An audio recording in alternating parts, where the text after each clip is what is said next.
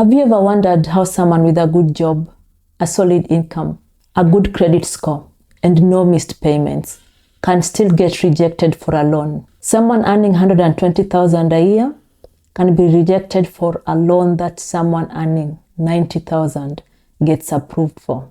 Same bank, same month, but completely different outcome. If you think income and credit score or credit history is what gets you approved, you are only looking at part of the picture. And this matters because most people walk into a loan application thinking just about two numbers: their salary or their income and their credit score. But the bank is looking at a much broader set of questions, not just what do you earn and how clean is your credit file, but what's actually left after everything. Can we verify it? And what happens if things change?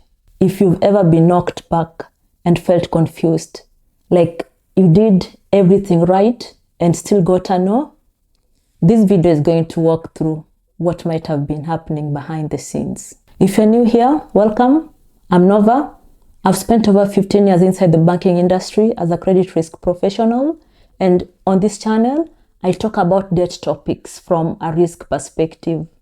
My intention is to replace fear with facts on consumer debt issues so we can all win with our debts.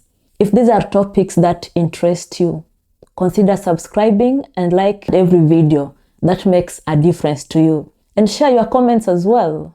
Everything I share in this channel is purely for general financial education and is not meant for personal financial advice. There's one reason on this list that surprises people the most, and it has nothing to do with how much you earn or what your credit score is. We'll get to it.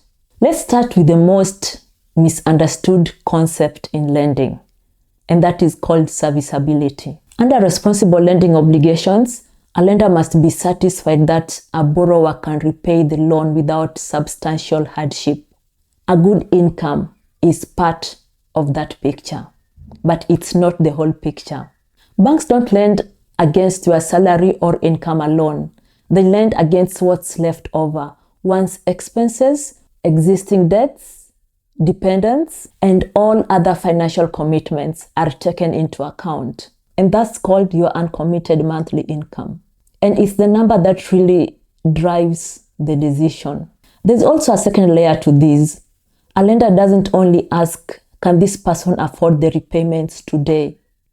They ask a quieter second question. Could this person still afford the repayments if interest rates rise? That's what stress testing is.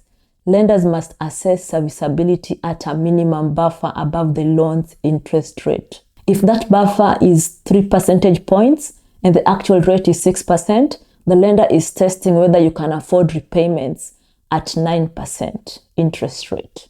And with the serviceability assessment, that's how someone earning 120,000 can end up with less borrowing power than someone earning 90,000 with fewer financial commitments. A good income and a good credit score will get you through the door, but it's everything else that decides how far you get. Here's one that fewer borrowers know about, but it's something lenders take seriously too. And that's your debt to income ratio, or DTI.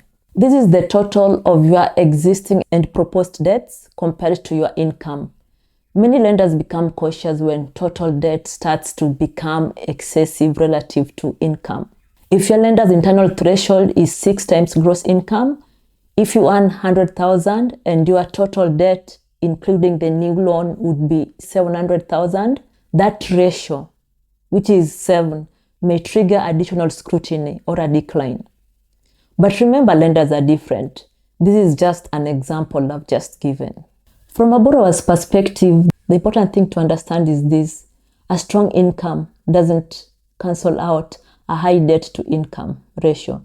The two are assessed together, not separately. Let's look at income quality. And here's something that catches people off guard, particularly higher earners. Not all income is treated equally in a lending assessment. The stability and predictability of your income matters just as much as the amount. Take someone earning 200,000 a year. If half of that comes from sales commission, from performance bonuses, or overtime, a lender may apply a significant discount to that variable component. Some lenders may average it over 2 years, some will shade it down, and if it's irregular or can't be evidenced consistently, parts of it may not be counted at all. And self-employed income adds another layer to this. Banks typically want a given period of tax returns and notices of assessment to establish a reliable income base. If, say, they want to review 2 years, then a single strong year followed by a weaker year will often be averaged, which can reduce assessed income significantly, even when the most recent figures look strong. And the same applies to casual income, contract work, and rental income. All are assessed under different criteria depending on the lender's credit policy.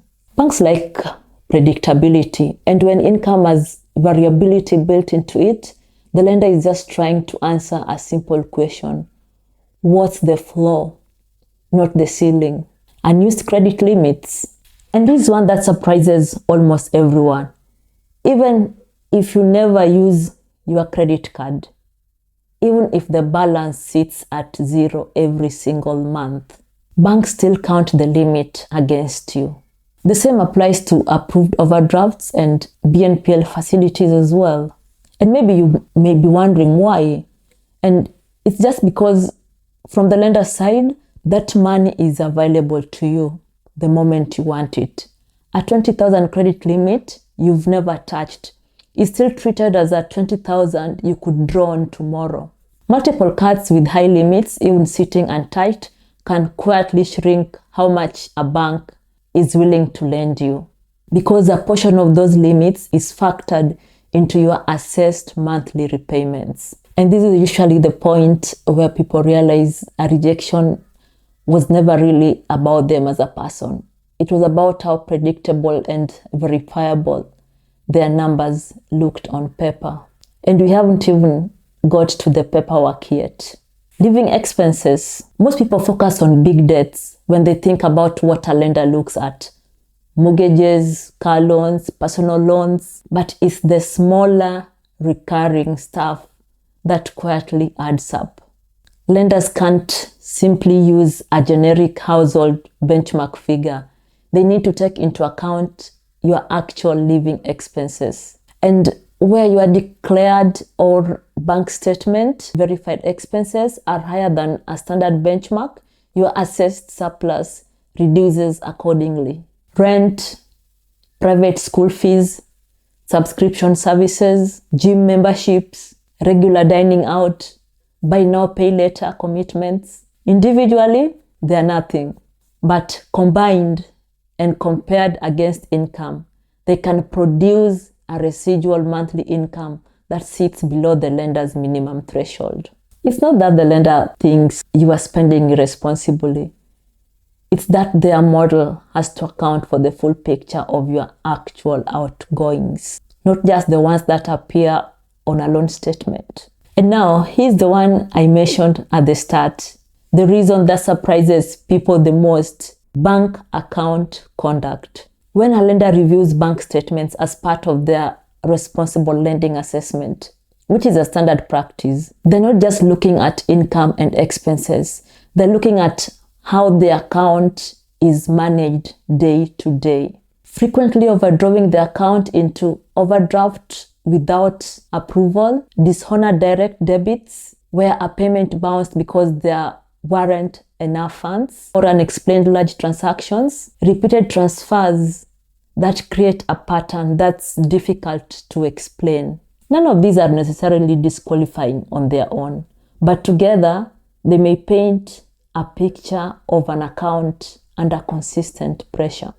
And a lender is trying to assess whether adding a new loan repayment to that picture is responsible. This is one area where the bank isn't just reading your credit file. They are reading your actual financial behavior.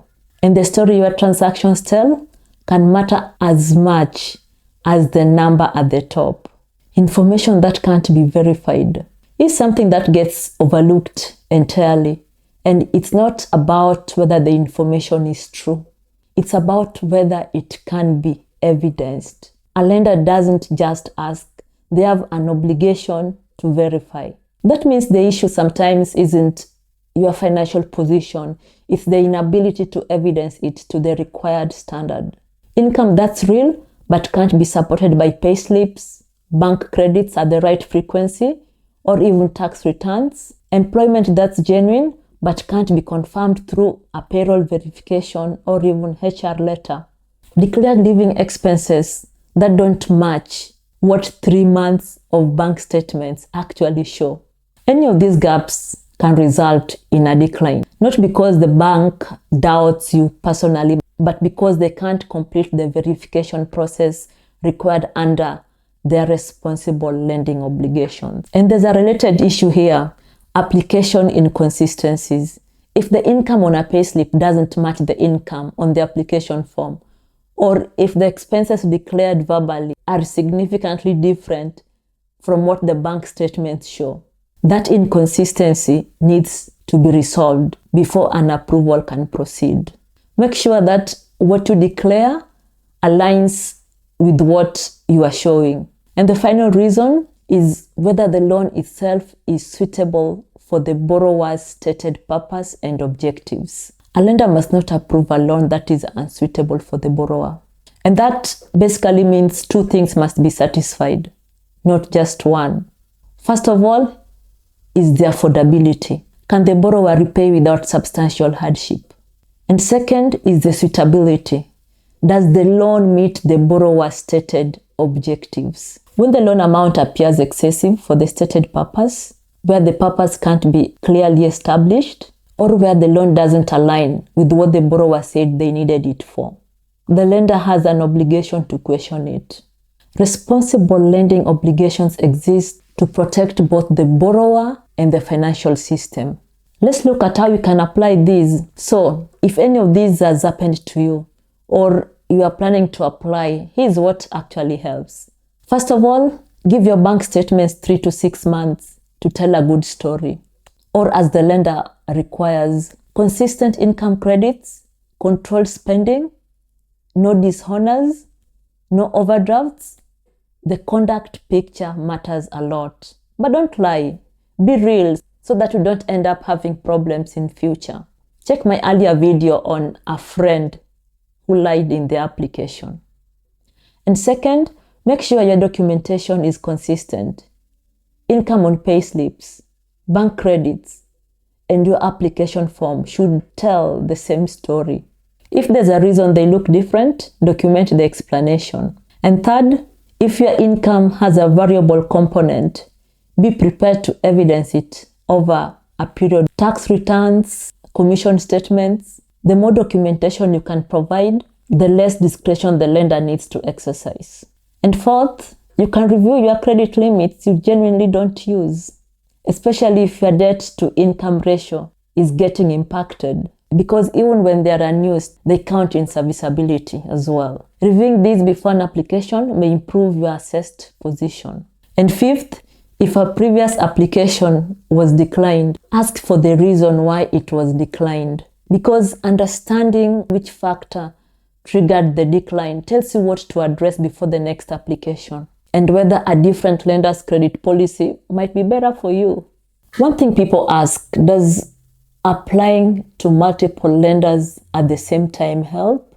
Several applications in a shorter window can read as a sign of financial pressure, and each inquiry is recorded on your credit file. It's just worth being deliberate about where and when you apply, particularly if serviceability is already tight. So as I close, I just want to say that a loan rejection isn't a verdict on your character. It's a risk model reading a broad set of variables: income quality, surplus cash flow, debt to income ratio, expenses, account conduct, documentation, and purpose of the loan. Most of those variables are ones you can understand, prepare for, and in many cases, improve before you apply. Understanding how the model thinks is the first step to working with it, not against it. But remember, the loan purpose must be legal. One thing this video hasn't covered is the security side of lending.